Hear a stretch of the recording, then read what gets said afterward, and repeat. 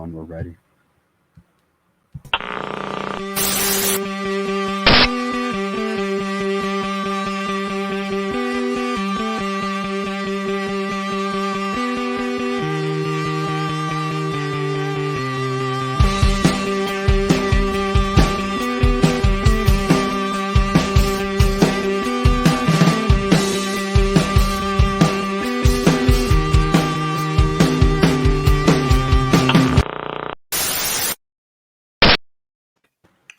I'm really starting to sound like Chris Harrison of The Bachelor, but this week we have an absolutely jam-packed show like you've never seen it before.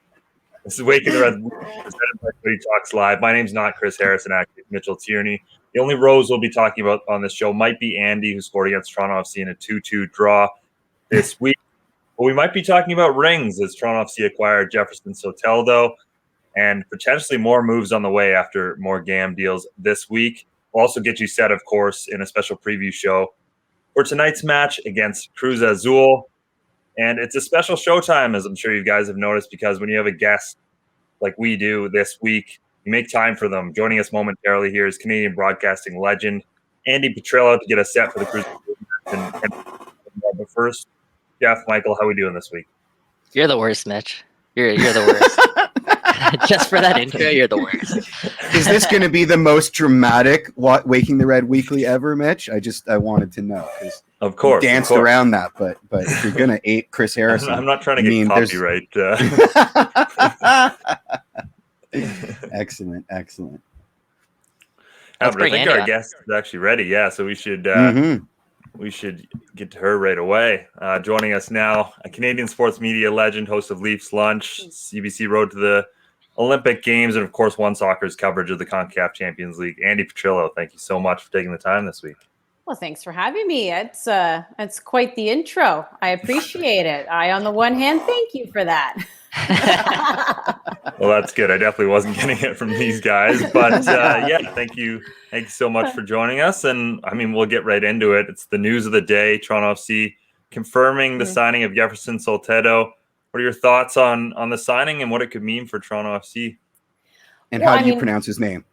I say Yeferson Soteldo. So yes. And when he did his little, I guess he was at the airport and he was doing a whole little can't wait to see you. But of course he said his name so quickly, but I just kept replaying it.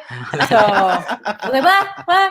Because that's also part of broadcasting, right? You always want to make sure that you get the name as pronounced properly as much as possible. I mean, there's certain names that have a certain flair and accent that you're never really going to nail. But of course, you always try to figure out how they properly say their name.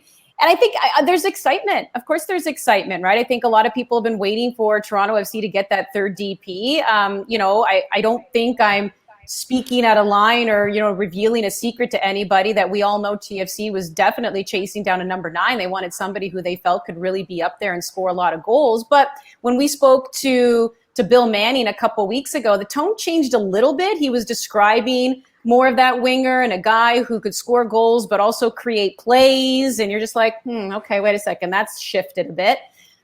So clearly now they went and got Yeferson. So it's exciting. But I would also just say, and this is so typical of every fan base, and I would probably put the warning out now. Yes, his size, and yes, him being a DP, and yes, him not being Canadian. Right away, we want to start comparing him to Giovinco, and I just don't know if that's fair. I think it's because Giovinco just set the bar at a different level. Like, just respect what he did for TFC and just kind of know that he's in a separate class, right? I'm not saying that there's somebody who can't ever reach that or surpass that, but we just kind of have to know where Giovinco is in the history of TFC legends. So I think that's all a little unfair if we were to right away just start comparing him, right? Because they're both 5'2", 5'3", anyway. So it's just kind of like, let that be, let Yeferson create his own legacy here. Because if you already start to say, okay, well, this is what Giovinco did, is he going to do the same thing? You might set yourself up for disappointment.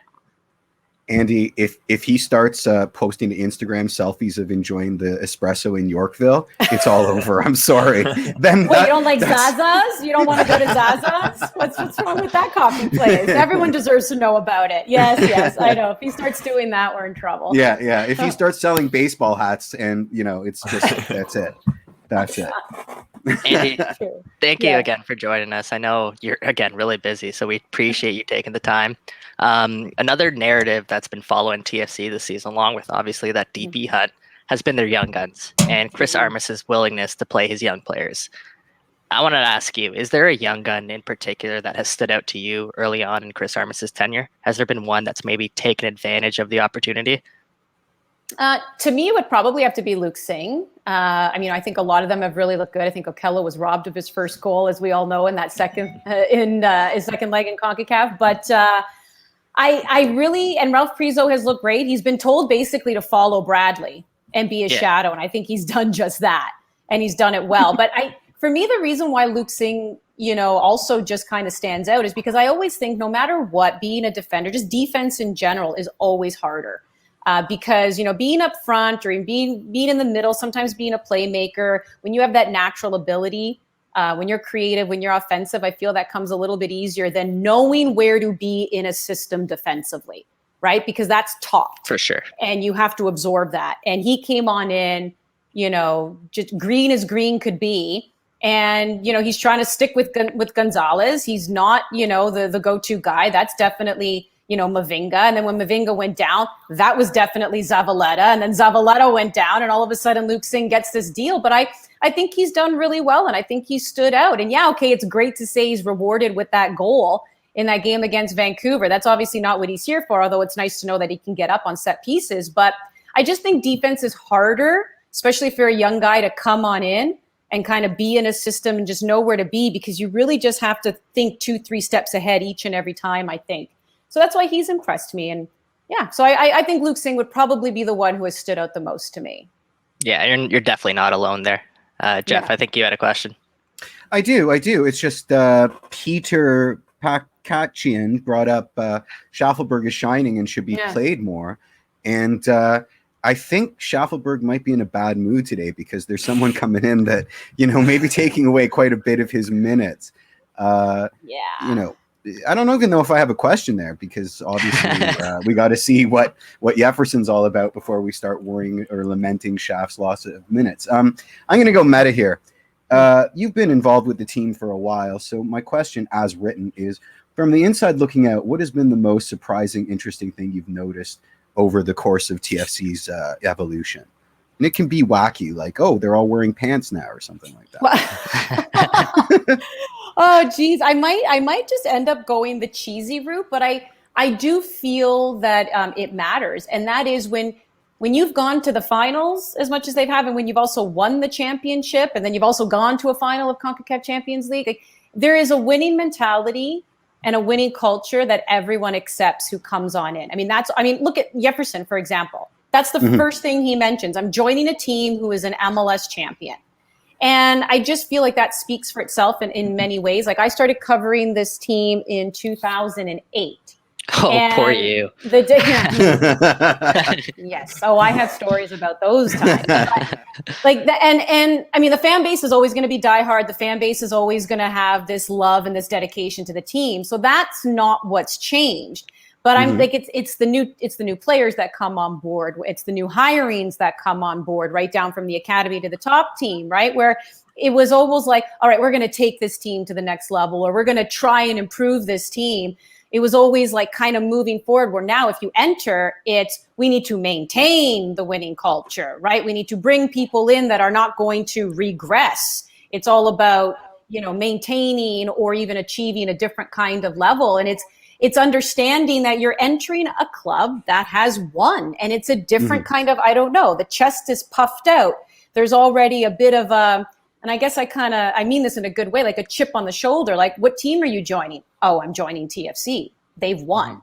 And they've also been to, a few other finals, by the way. So that's where I've kind of noticed a little bit of a change, is when new people come on in, they respect that winning culture and understand that it's a big deal to be a part of it and to maintain it. What, if I could follow up, what about in the upper echelons of Canadian sports media? Are we still like the ugly stepsister, or are we getting a lot more respect? Yeah. Oh, do we have time for that? Like, that's it's a tricky one. It's really tricky because, a lot of, if you look at your traditional sports coverage. So TSN Sportsnet, right? You kind of call it that. Like if you look at your traditional sports networks, right? They also are guided a lot by advertisers and sponsors, and the numbers really matter. And this is where we're kind of in that conundrum phase of soccer in this country, because even though it's still very popular, and I would argue definitely on the rise too, where the conundrum is while soccer can put butts in the seats, as we know, BMO Field, getting sold out and everything, the numbers aren't necessarily manifesting themselves on TV. The ratings really aren't there, right? So that's where, of course, the networks have a difficult time saying, well, if the ratings aren't there, and then how do we sell to advertisers? And soccer is a bit of a different beast in that way. There's not the commercial breaks that there typically are in hockey and everything too. So yeah, so it's like advertisers are like, where can we jam ourselves in there? And so it gets a little trickier, right? So then of course you have, One Soccer who's come on board. We have, people who truly have a passion for it and are like, we're going to air soccer content 24/7. But of course, in this market, in order to be competitive, because Rogers and Bell do have a monopoly, I'm not speaking out of line there when I say that, working for TSN as well, but they do have that monopoly. There comes a cost with that, right? Because let's also not forget that Bell and Rogers own the airwaves. So it's not exactly easy either for One Soccer to get a channel on linear cable. So of course there's, the digital route that they have to go in the meantime, although many things seem to be going the digital way. But that's just where it gets a little bit more complicated, where you just try to explain, to people that, yeah, you love soccer and you die hard, but on the grand scheme of, where we are in Canada, the numbers aren't there. And don't take offense, because even the Premier League, early Saturdays and Sunday mornings weren't exactly a big draw either for the networks. They really weren't. Like, I mean, I think on average, the big games would bring in over 100,000, right? But, you compare that to a hockey game, which can bring in over 1 million, right? So now you just start to do those types of number crunching, right? So hear me out. Let's say the best teams all get together and form a league. Right? Oh,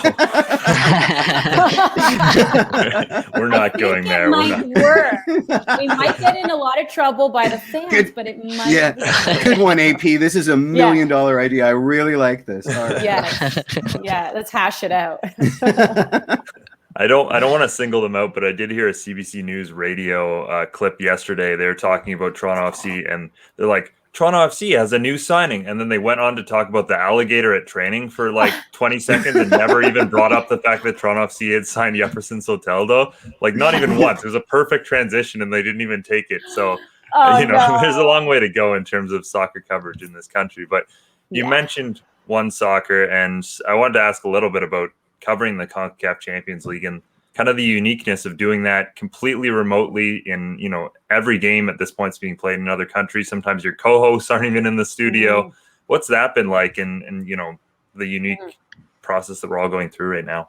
Oh, wow. Yeah. Well, there's a reason why when the red light goes on, I just speak into the camera, because I don't understand technology all that well. And now I'm being forced to understand technology.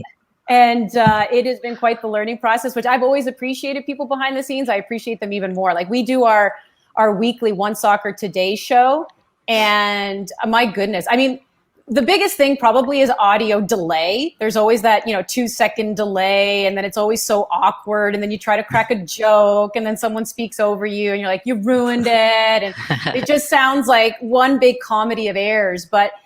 You also just lose that, it's really that contact conversational piece. Like, it's nice. We're going to be in studio tonight, and we have been for CONCACAF Champions League. And it's so different when you can just look your analyst in the eye. And again, right, those little type of the body language where you can either smile at something they said because you agree with them, or roll your eyes and have a good little tete-a-tete if you don't agree with what they said. So it's just that human, real life interaction, that you kind of miss. And then, of course, being able to be at the games, well, I mean, how do I explain, what October was like at BMO Field when Canada beat USA? Like, you'll never, how you absorb that feeling, how you absorb that emotion, how you can, like, I think I'm pretty sure Alphonso Davies, was cheering so hard that we felt his spit on us, although nowadays, go and get tested after that happens, right? But I was just, and then you bring that to your viewers, like people who can't be there, you can bring them there and be like, this is what it feels like. this is the smell in the air. This is the taste in the air, like everything. You can just bring people into the moment with you.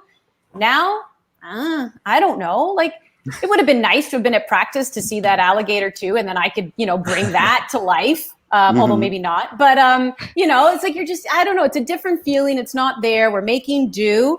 But I can't wait for the moment where being in studio is a regular occurrence and where I can just openly to his face laugh at Gareth for a lot of his antics. And I'm really looking forward to that. And then, just being back at the stadium, having fans around. I mean, I'll give anything to just smell that disgusting hot dog stand again and people lining up to eat it. Like, honestly, I miss it so much.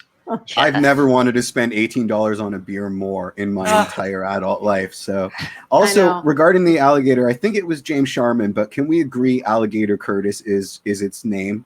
Can we agree? Is that what we're going with? Can you think of one better than Alligator Curtis? Because sure because Alec Curtis. Yeah, it's a good one. Yeah. It's a good one. I know. Yeah, it does work for me. Although, I mean, and that's not the first time that's happened to them. I think one time they were walking back from I can't remember if it was training or they were walking back from somewhere, and I got the video sent to me where there was again an alligator that just walked right in front of their path and went. Just mind its own business. I'm like, you're those lucky Florida that alligators, thing man.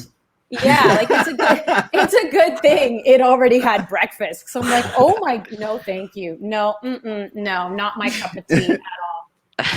Oh man, you brought up that moment of Canada beating USA, and like that's just you bringing it up. It gave me goosebumps because thinking back to that was so special. But I'm going a completely different direction now with the questions. I'm circling us back to TFC. Anywhere you want to go. And I know you might have someone in your ear giving you some advice for this question, but I want to hear your opinion on this, Andy. I want to hear Andi Petrillo's opinion. Yes. Alex Bono, he's had a chance here to sort of take over that number one goalie spot for Toronto FC. He's gotten a run of games under his belt. He's 8 years younger, I think, than Quentin Westberg. He's done it before. And just quite frankly, he's a more valuable piece for the future. But in your opinion, has he done enough to sort of take over that spot from Quentin Westberg so far? Well, right now I would say it's his net to lose. And, I think that there was a good battle going on in training prior to the COVID outbreak because you have a new coach who's coming on in and he's willing to, look at both keepers with fresh eyes, understanding that both are legitimate number ones. Bono was the one who had them win it in 2017. Bono was, the goalkeeper of choice as well in 2018. And even though the regular season wasn't all that great, again, as we know, going to the final of CONCACAF Champions League. And then, still kind of, there were signs that he was faltering a little bit. And then, Q comes on in and rightfully takes, the spot. But what's interesting here is, again, Chris Armas is deploying a completely different system as well than Greg Vanney. And Greg Vanney really wanted to play out of the back. And it was really important to have your goalkeeper who was really good with his feet. And that's what Quentin Westberg is. I wouldn't say he's not athletic because he is as well. But I would say if I were to look at strengths, Bones is more of the athletic type. Bones is the one who will dive and leap and be more aggressive. Yeah, like he'll make the highlight reels. Let's put it that way. I mean, Vancouver, you see what he was able to do, in that extra time where, oh my goodness, I thought Vancouver was going to score and it was going to end up 3-2. But it comes up with a big save. And I just think that right now, because of circumstance, Bones was the one available for leg one against Club Lyon, and he did well.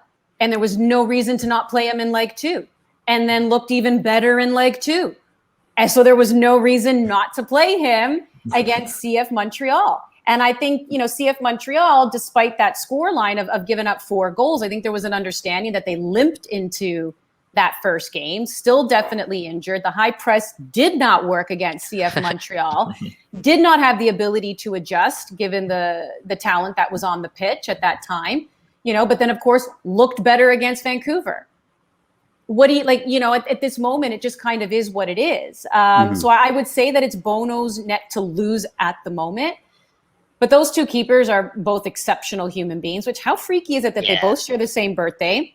And if I'm not mistaken, Joe Bendick, I think the former TFC goalkeeper, is also April 25th. Insane. And I think Martin put out a stat. There's a couple other goalkeepers that are like, that's a prerequisite to making it as a goalkeeper trying to see. Go back 9-10 months, kind of like what we all did with Antoine Griezmann, right? So you're like, okay, what particular day that now these babies are being born on the same day? Gareth Wheeler did that, by the way. He's the one who did that research. I do not want to know about anyone's private life with their significant other.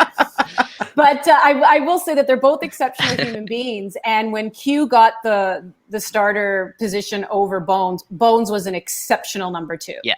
And I don't doubt that it, right now with Bones being the number 1, that Q won't be an exceptional number 2 to him. So that's the one good thing that they, that they at least have going with the goalkeepers, is that they're 2 guys who will push one another, and not 2 guys that will bring one another down. So that would never be a concern I would have with those 2 guys. But it's also a luxury. They, because who's going to start? Well, isn't that just a lovely luxury for TFC to have? So not complaining too much about that. Good problem to have. Yeah, exactly. Very good problem to have. Now we've never actually met before, but I've heard this a lot about you, and that is that you are one of the most prepared of any Canadian sports television personality, which I appreciate, because I'm compulsively at least 20 minutes early to any meeting in ever. Same. And I live in like a pile of my own chicken scratch notebooks. So I guess my question is, was it always this way for you, or did you come at it through hard won, boots on the ground kind of knowledge? And why do you think it's so important? I mean, I suspect I already know the answer, but this is for the people in the back. Yeah, I mean, I think, just by going on air and kind of, being in the trenches, you just automatically know, wow, there's a lot of information here to get through, and you just want to be prepared. And it also, and what I also found was going on air, I would never say I was nervous. I'm always excited. Like, I always get that thrill of you're about to go live. The only time I'd ever be nervous is if I felt that a curveball was thrown my way and I didn't have the proper stats or the proper storyline or the proper info to engage in that type of conversation. And I never want to be in that position. Now, I'm not saying go ahead and kill yourself and study every single angle of everything, but yeah, you can still do a lot of work here. I would say what type of work, what type of research, that sometimes comes with time, that comes with experience. And because you've been there, done that, then you kind of know, okay, maybe I should look up this type of information. Maybe I should have this stat available to me. That again comes with experience. That's just the wisdom of having gone through things. So in the beginning, don't ever beat yourself up if you don't know what to research, other than the obvious, because you don't know until you know. But, and I always say this, that out of all the work you do, you'll probably end up using 5% of it, but don't be discouraged by that either, because that information sometimes can carry over to the next show, to the next game. And the other example I would give is sometimes you end up using all that because you never know. Montreal, Toronto, delay in Montreal because they painted the lines wrong. And the game was delayed, a playoff game, for 45 minutes. So, you think you're like, all right, I have a 30-minute pregame show. I'm just going to prep, because we get a script and you know your topics. So you do. So that's where I start. I know my topics. I do my research for my particular topics.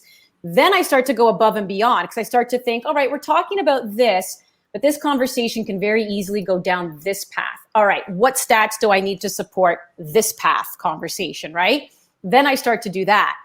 So yeah, 30-minute pregame show, dusted, done, and suddenly producer jumps in my ear and says, they painted the lines wrong.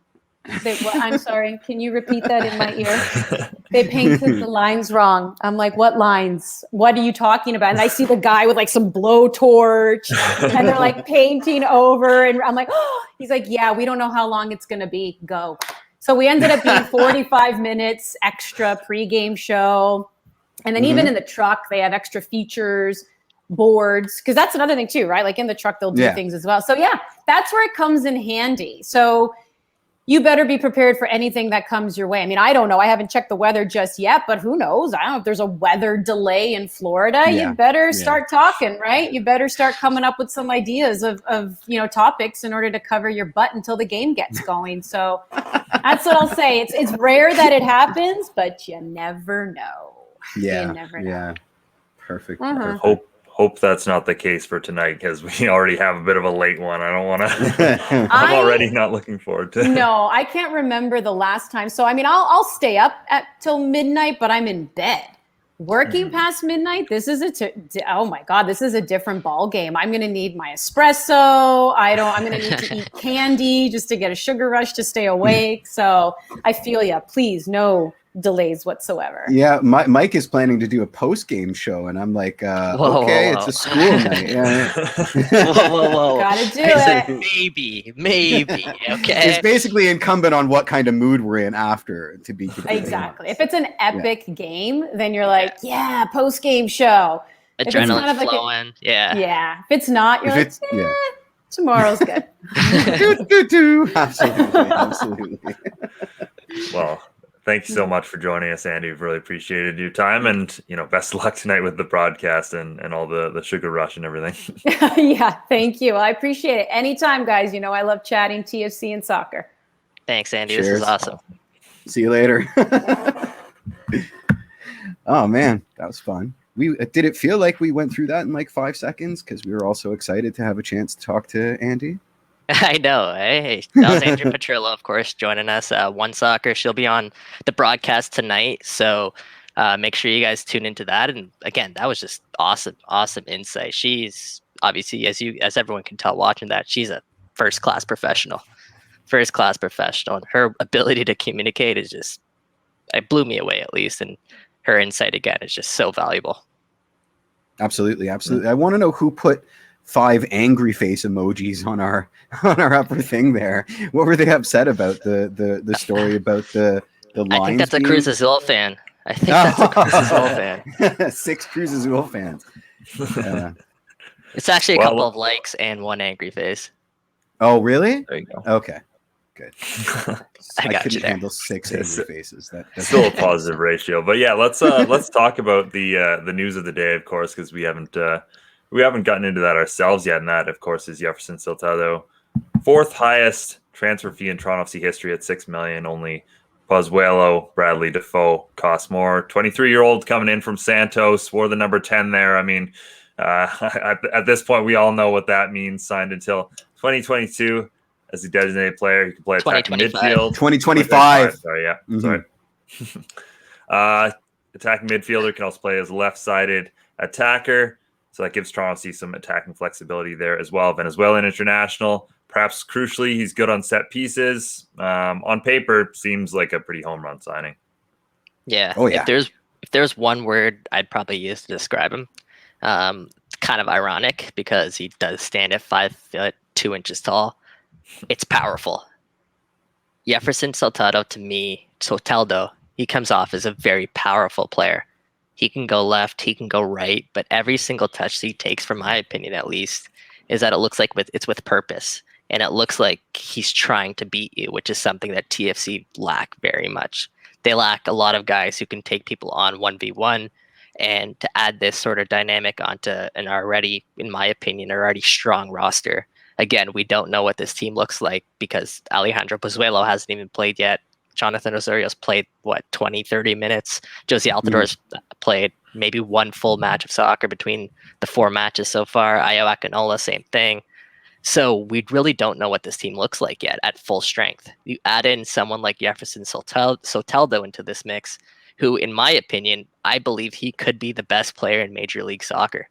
I believe that he has that potential, maybe not right away, but he has that potential. He's 23 years old, and they got him at a bargain and a half, because Santos are obviously in a financial, I guess, pickle. I don't want to say, pickle. I don't know if it's a crisis or not, but definitely a pickle.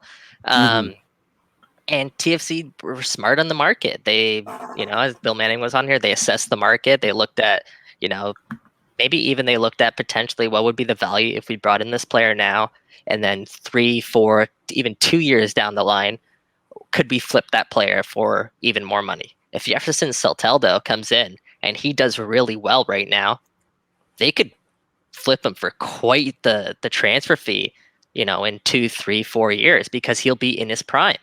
So for TFC to sign this player at 23 years old from Santos, which again is one of the clubs who have sent out top talent around the world. They're one of the biggest feeder clubs in the world. You could talk about Neymar, Pele, and like Lucas Moura. Lucas Moura didn't come from there, but Neymar, Pele, and a couple of other names that I just can't think of off the top of my head. They all came from Santos, and this is another one of those products that could develop into someone who's again a real player on the world stage, not just in MLS. And I wouldn't be surprised if TFC turning this around and flipping for a profit in a couple of years. I'm going to mangle a comment that I read on our boards today, but it was with Seba. He came in and was a cheat code in 2015 at 27 or 28 years old, and then we watched a steady decline, and that with Soteldo, with new boy, fun size new DP. We might see that in reverse, where because of the age, he might round into form as opposed to sort of decline in form during his stay in Toronto. And I thought that was a really interesting take. Well, and I think the good news here is he doesn't have to come in and be a Giovinco. They already have their Pozuelo, right? Like, I'm not saying he won't be, obviously the Giovinco bar is super high, as Andi Petrillo said, but I mean, it doesn't mean he won't be a superstar player, but they already have Pozuelo. They already have a built-in team, right? Like this is closer to a Vasquez signing than it is to a Giovinco or Pozuelo signing, just in the sense of he doesn't have to be that guy. He just has to be someone who can complement this team and add another big boost of offense and all the other things he brings to the table to the group. So I think that context for the signing makes it important as well. I don't know if Yeferson Soteldo would want to hear that, Mitch. He's 23. He's making a move. Yeah. He's voiced that he's wanted to, go to Europe, and he's making a move over to MLS, obviously where he wants to win. But this is a guy who's oozing with confidence. He insisted that he wore that number 10 shirt for Santos. And again, we've talked about this a bunch in the past. We know what it means to wear that number 10 shirt for Santos. The club president at Santos, when he first made that request, they handed him a blank jersey. And I guess they thought he was joking when he first put in that request. So then he had to bring it up again there, and they finally gave him that number. And there's a story on FIFA.com where he turned around and the crowd went nuts. This is a guy that understands the moment, and I think he wants to live up to that moment, wants to live up to that hype. I agree with you, though. From a Toronto FC perspective, it's a good team to come into because he doesn't have to necessarily be that guy.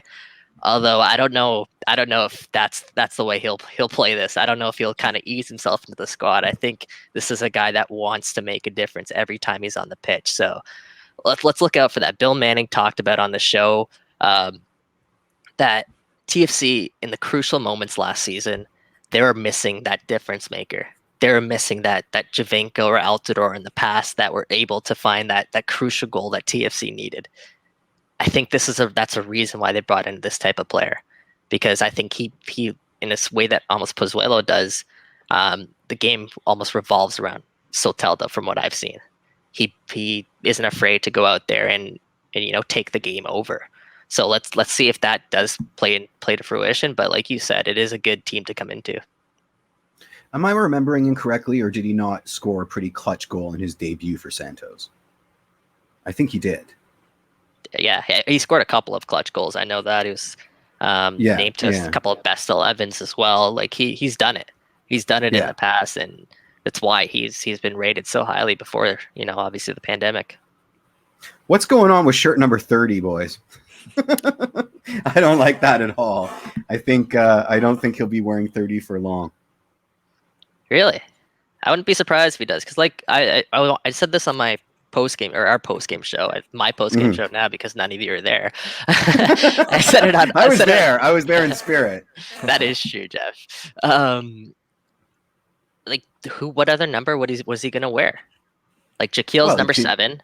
That's not. Yeah, well, that's the one anywhere. I'm targeting. I think maybe Jaquil's not going to be number 7 for much longer. So. He just made the shift over, and he changed his Instagram handle. Come on, you change your Instagram. He changed his Instagram handle. It's pretty much official. I'm sorry. I didn't realize that. So Jaquil's number 7, Mark Delgado's 8, Erickson Garrett's 9, Paz is 10, Jaden Nelson is 11. You go, those sort of numbers that were in his range. You go down the list, they're taken already. And if he's a designated player, I'd be surprised if he changes his number. Okay. Can we do a public service for the people out there? No, he does not have a Twitter. It is a fake account run by a Russian bot. Please don't engage. There we go. You know how Jeff's like sometimes right about like the wildest things? Like we think back to that Greg Vanney situation where he called like Greg Vanney leaving to LA Galaxy way earlier and we all blew him away. Same thing happened yesterday in our Wake in the Red chat with Soteldo. Soteldo follows this Yeferson Soteldo account, follows us on Twitter, and it looks legit. Like TFC's following him, TFC's tagging him all the posts. The account, like it couldn't be made to look more legit, aside from the fact it's missing that blue check mark. Like the people that he's following, it's like all athletes that looks like you would have like a common interest with, and it turns out you gotta wake up earlier in the morning to fool me, buddy. That's all I have to say. As TFC, found out the hard way. That account is not run by Yeferson Soteldo. Like Yeferson Soteldo is not on Twitter. And thanks for the question, but yeah, he's not on Twitter. He's just on Instagram. So don't be fooled like we did. But that being said, whoever that guy is that did follow us on that Wake in the Red account, you love him. Welcome to the family. Welcome to the family. I got another question from Ivan, and 30 was the number he wore at his boyhood club. I read that in an article somewhere, so that's why he chose 30. Yeah, I mean, when there's nothing else to choose, I guess you come up with a cool story like that. Moving on. To be fair, I don't think Toronto FC's done here, and I think they made that very clear today with another move, acquiring more general allocation money. I can't tell you why the international spot they sent to FC Dallas was worth more than the international spot they sent to Orlando City by about $25K, but they did get another $200K to add to their salary budget. So we do expect them to make another move potentially shortly here. I mean, if they're acquiring this money like this, we think that they'd probably be doing so soon. And, trading away international spots like this, we'd probably expect it to be a domestic signing as well. So, what do we think they could be doing here with all this new money they have to splash around? I know what you guys want to say. Yeah. Just say the D word. Just say it. Mitch. Say double D. I don't know if I'm convinced. Like, if I will shut that down in a second once you do. If they're bringing in Dom Dwyer, I think it's one of 2 signings. Like, I think they're probably going for a center back here. I think they need more center back. That would be agreeable. I don't know if they do a center back, but no, you think a left back? I think their main position of need right now is a fullback because they are one, like, knock on wood, please. They are one Richie Larea injury away from finding themselves in a really bad situation here at fullback. Because besides Aro and Justin Morrow, who are you going to slot into that fullback role? It's Nick DeLeon is probably the next best option. Maybe Griffin Dorsey. Maybe Delgado. But that's what I'm trying to say is that you're getting into that gray area. So TFC and Brady Reed had a great point on the post-game show. Super sub Brady Reed, who filled in for y'all. He brought up the fact that we haven't seen Julian Dunn yet. We haven't seen what he looks like. And there's also Luke Singh, who the team just signed. And if you want to talk depth at a position, TFC have more depth at center back than they do at fullback. Way more depth. They have 2 more players that can play. Rocco, our center man back. In Denmark. Yeah. Rocco's another guy who is going to be coming back in June when his loan expires, unless, of course, another loan happens. So I think there's a more dire need right now to shore up that fullback position like we saw when they brought in Tony Gallagher last season. Again, Gallagher might be a little bit of a tougher one this season because they're trading away international roster spots. I agree with Mitch. I think it has to be a sort of a domestic player. But in my opinion, at least, I think fullback is the option that this team needs to shore up. A lot of people are quick to point at Omar Gonzalez and how he's struggling to fit in the system. We still don't know what the system looks like because Chris Mavinga hasn't played a game yet. What does Omar Gonzalez look like next to Chris Mavinga when he's not having to, no offense to Luke Singh, but he's not having to carry a center back beside him? You know what I mean? So I don't think it's fair to really assess this team's center back situation just based off those first couple of games, at least. Breck never. I never have Tom Dwyer. Oh my god. In terms of Dom Dwyer, here's why I believe that signing won't happen, at least in the first transfer window. In the first transfer window, at least. Oh, go ahead. So he's coming off a serious knee injury, which he was supposed to be sidelined the rest of last season and he missed training camp as well this season. It's different knee injury than Achara, but that timeline is sort of the same. So when Dom Dwyer gets to 100%, I don't know if that's right now. If Dom Dwyer signs, in May, is he at 100%? I think you're still kind of easing him into the mix. I don't know if you're expecting the best out of Dom Dwyer. So here's my counter to that. Why not wait until the summer? Why not wait until the summer when he's recovered from that knee injury? He could still train with the team in the meantime. And then his salary budget charge, whatever he comes in at, is half as much as it would be. He's putting that knee injury, for the most part, at least behind him. And he can make more of an impact there in the summer. Plus, it helps out your salary budget immensely. Why not wait until the summer?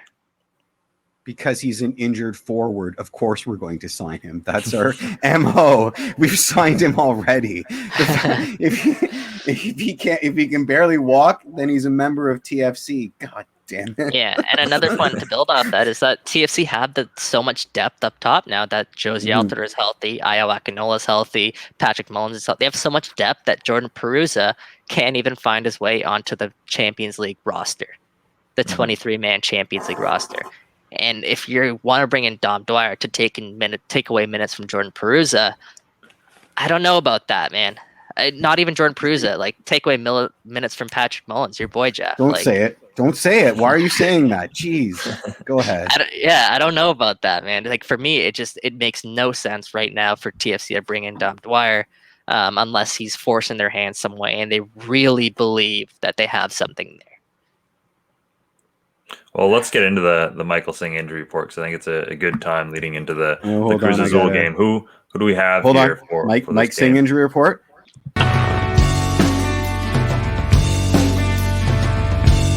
It's the Michael Singh injury report. Go ahead. What an intro. Let that simmer there for just a second. The Michael Singh injury report. Wow, we got an official, lead into this and everything. Big money, no whammies. Yeah, so we'll start with a non-injury first, and let's talk about Richie Larea. He will not be available for Toronto FC tonight as he is forced to miss out this match due to a suspension, yellow card accumulation. So no Richie tonight, and that's a massive, massive blow to Toronto FC. Because huge. He's been their best player this season. Hands down, in my opinion, not even close. He's been their best player this season. So it'll be interesting to see how TFC line up down that right-hand side. Obviously, I think Aro is going to shift over to the right, Moro to the left. But how do they change their style of play so it's not just Richie providing the width anymore? Aro is a different type of fullback than Richie. I don't know if he can go up and down like Richie does. So it'll be a little bit of a different system this time. On that injury report as well, Alejandro Pozuelo, he's not on the Champions League roster. He will not be playing tonight. As Chris Armas told us yesterday, that he's a little bit he's close, but he's a little bit further away. He's not there yet to participate tonight. So no pause tonight. I'd be surprised if he's not back next Tuesday. He has been training. I think he's been training on his own, but he is close to returning. Positive news, we will see Chris Mavinga in some capacity tonight. I don't know if TFC are going to bring him into the match off the bench. I don't even know if they're going to use him off the bench. I don't know if he's going to start. But the good news is that Chris Mavinga is available tonight for the first time this season, which is massive. Fabulous. Massive for Toronto FC, because obviously we've talked about the question marks at the back line. So it's just great to have Mavinga as an option. Liam Fraser also will not be available tonight. Erickson, Gallardo, Achara, Julian Dunn as well. So though I think that's it. It's good news that the list is getting shorter. The segment's getting shorter. We don't have to go as long in this segment. So that's a positive sign for TFC. They are heading in the right direction. And again, with all of these injuries, we still don't know what this team actually looks like. Yeah, no, I think that's a very fair point. Another good thing to mention on the injury thing is Toronto FC doesn't have a game this weekend, which I think is pretty massive in terms of not having to, roll out a team in between the two legs. And Cruz Azul do have a game. Some of the other teams in the Champions League as well do have games in between. So Toronto FC, a little bit of fortune from the schedule makers there, especially considering, how things have gone. And again, I mention it every week, but they are playing this game in Florida. So again, the travel is helpful for Toronto FC. They don't have to move very much. And that's at this point in the season that can be huge as well. But yeah, let's preview a little bit this game against Cruz Azul, because it's absolutely massive. And once again, Toronto FC coming in massive underdogs. Cruz Azul only lost twice this year in the Close Era. They're leading by a fair amount. For reference, Leon had lost 7 times.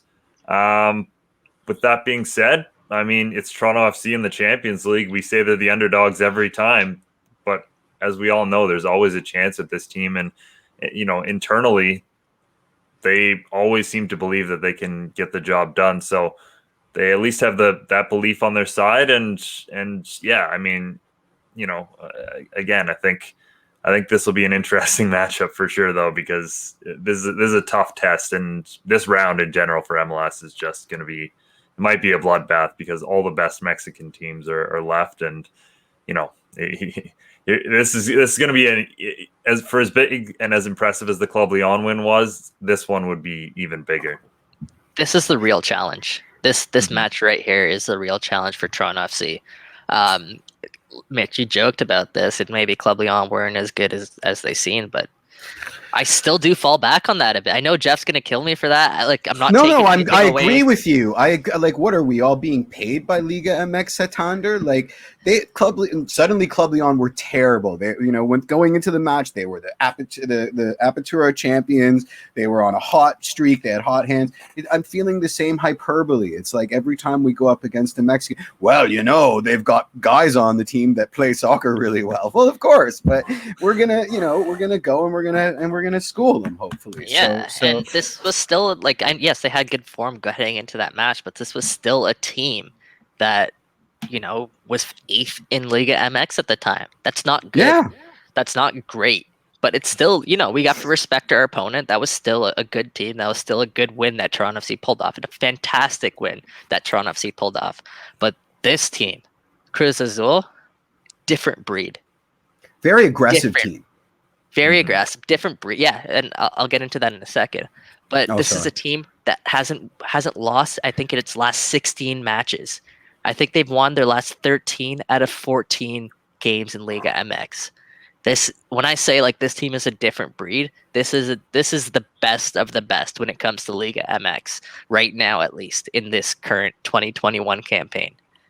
So if TFC somehow find a way without Alejandro Pozuelo, without Soteldo, to pull off a win, this should be one of the most iconic results in Toronto FC history, at least in my opinion. Yeah. Is a win the only result that we? I mean, obviously we want to keep it low scoring because of away goals, but let's be honest. As long as we can hang, this is aggregate football. This is my favorite kind of football. It all comes together next week, and presumably next week we've got Pause back. We've got New Boy. I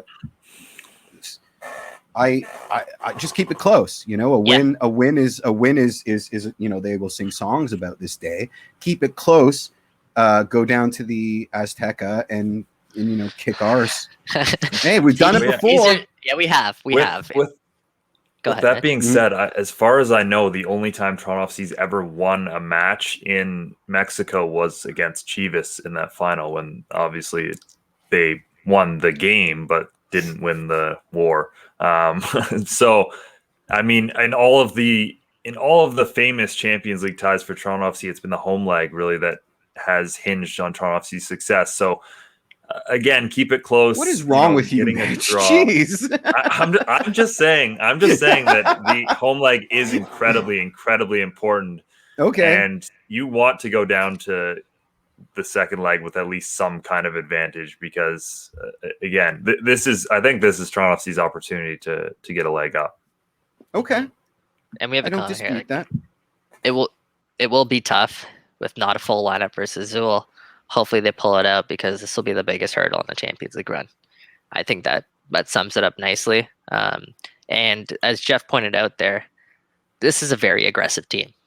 And TFC have been playing that high press as well. Here's what I'll add. I think this Toronto FC team will play off the counter tonight. Ooh. I think they're really going to park the bus. I don't know necessarily park the bus, but I think they're going to tuck in. Okay. And I think we're going to see the likes of Jacob Schaffelberg up top. I don't know who he'll play with, maybe a Josie Altero, but I'll be shocked if Jacob Schaffelberg's not in this game. So I think they're going to see TFC sort of play off the counter and trying to exploit some spaces in behind Cruz Azul tonight, because like Jeff pointed out, this is a very aggressive team. They like to press themselves. They like to push up with numbers. They like to attack. They have so many numbers. weapons. It's crazy how many. Many it's weapons. Crazy how many different ways they can hurt you. It's kind of obscene. It's what we hope TFC will be when everybody's healthy, which is kind of fun. But exactly, Jonathan Rodriguez, just off the top of my head, I think he's the leading scorer here for Cruz Azul. They also have the league leader in assist. I forget his name right now, but the league leader in Liga MX in assists. They have a couple of different options that can just punish you, and quite frankly, they're more lethal options than what Club Leon had to offer. So. This is as big as they get, gentlemen. And again, we're the home tie. I hope that favors Toronto FC. Obviously, have a weaker side, but they need to. I think they need to at least get a draw tonight if they want a shot there next week. I'd agree with that, and I think in a lot of ways the return. I mean, we've talked about the return of Chris Mavinga and how big that could be. The return of Jonathan Osorio, I think, is massive in this game, because one, we know what Osorio can do at CONCACAF. We've seen that in the past, and obviously the 2018 run, he was up there with Sebastian Giovinco for the most key players. But I think that midfield balance for Toronto FC is going to be absolutely critical tonight in terms of not letting, as we've said, very talented Cruz Azul side play through them. And I think Osorio, his flexibility, I mean, we've kind of seen that the past couple of games, especially in MLS. There just hasn't been that flexibility of midfield player. There's been too many guys, be it Delgado out wide, be it, maybe Noble Okello playing a little too wide. Like, Toronto FC maybe has put some square pegs in round holes that didn't work in the midfield. And I think Osorio is one of those guys who can shift his shape when he needs to, in the way that Swiss I don't Army think any other Toronto FC midfielder has, that ability to be as good in as many positions as Jonathan Osorio is. So with that being said, I think that return is huge, and that's the key player that I'd be looking at for tonight for Toronto FC, because, come CONCACAF, we know Osorio is a big game player. Yeah, that back heel, man. Andy talked about taking us back to that moment of Canada versus USA at BMO Field. Can you imagine if this match tonight was at BMO Field? Can you imagine that atmosphere? If there you were already got robbed of one with the Leon. I'm telling you, that would have been a legendary game. But I think the atmosphere would have been just electric tonight, because this game is special. This game, to me, like I told you, I joked around about this, in our Slack chat, but who cares about what happened against Vancouver? That's like so far in my memory. Like, that's just pushed to the side. Like, I pretty much forgot they played a match against Vancouver, because I think my attention has just been focused on this game. And I think TFC's attention has just been focused on this game. I said this so many times on this podcast, but we know what Bill Manning wants to win. We know what trophy this club wants to win, and that's the CONCACAF Champions League. And I think the club coming out and saying that, I think that would have made the whole occasion just so much more special at BMO Field, like, especially against a Liga MX side like this. So, man, Absolutely. I'm just so pumped. I'm just so pumped. I can't remember. I can't remember. Friend of the show, Alex Gonge-Ruzik, had me on his podcast, the third sub, to preview the game, and I felt kind of bad because every time you like bring up the Vancouver Whitecaps, they'd be like, "Yeah, but Cruz Azul on Tuesday." Like, like I felt bad. So it almost made it clear that, like, look, Toronto FC, like, this game's kind of important to TFC, but like they're all of us are kind of looking ahead here, right? Like, I just wanted to mention that because, you know, I read an article, or it was a tweet, or maybe I invented it. I hope I didn't invent it. I'm pretty sure it was Matt Doyle or one of the MLS guys, and they said that Cruz Azul has a pretty crappy record against MLS sides. Just some weird winkle. I think they lost to LAFC last season in the CONCACAF Champions League, and Chris Armas actually spoke about that point, Jeff, and he said, "Oh, good! I didn't invent it. Amazing. This is good stuff." I don't necessarily know if he brought up Cruz Azul's kind of record against MLS teams, but he brought up the fact that LAFC made that run to the CONCACAF Champions League final, and arguably were the better side in that final. He made the argument that the gap between MLS and Liga MX has shrunk dramatically. Now MLS, with allocation money and, you know, all the money that they can sort of throw at their roster, they're catching up rapidly to where Liga MX is, and it's that sort of belief that he's injected into his side, he's instilled into his side, and they really believe that they can take it to Cruz Azul. Mark Delgado was talking about being on the front foot, not giving them any space, stuff like that. So I think this is a side that's going to enter this match with the utmost amount of confidence, and we're right there with them right now. We're right there with them. Why'd you have to bring up Mark Delgado in a conversation about the CONCACAF Champions League? I mean, did you do that on purpose? She's going to shed that demon. Watch. He's going to shed that demon.